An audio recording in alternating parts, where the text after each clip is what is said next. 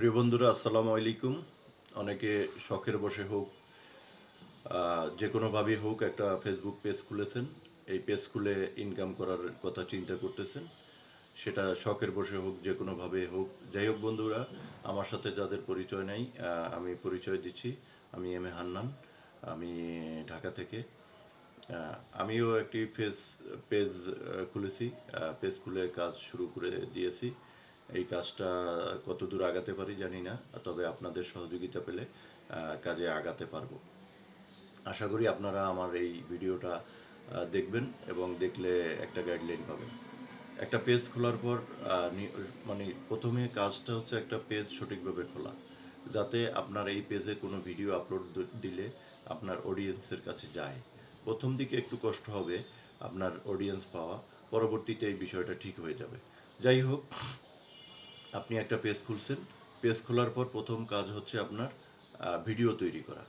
আপনি সুন্দর সুন্দর ভিডিও তৈরি করবেন এবং যে ভিডিওগুলো আপনার অডিয়েন্স দেখে, আপনার শ্রোতারা দেখে, হ্যাঁ, এই ধরনের একটা ভিডিও তৈরি করবেন। অথবা তাদের কাছে শিক্ষামূলক বা তারা কিছু শিখতে পারে, এই ধরনের কিছু ভিডিও আপনি তৈরি করবেন।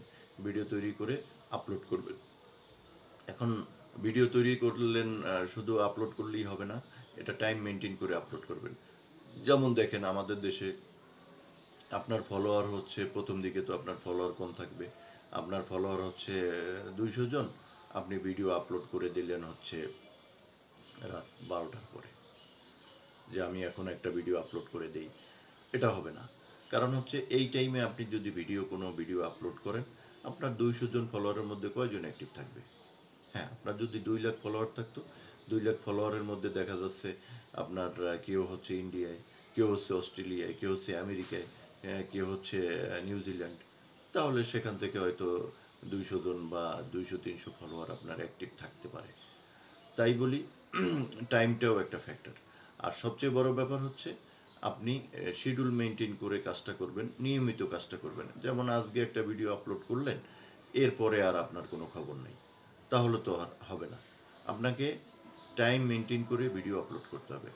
টাইম মেনটেন করে কি?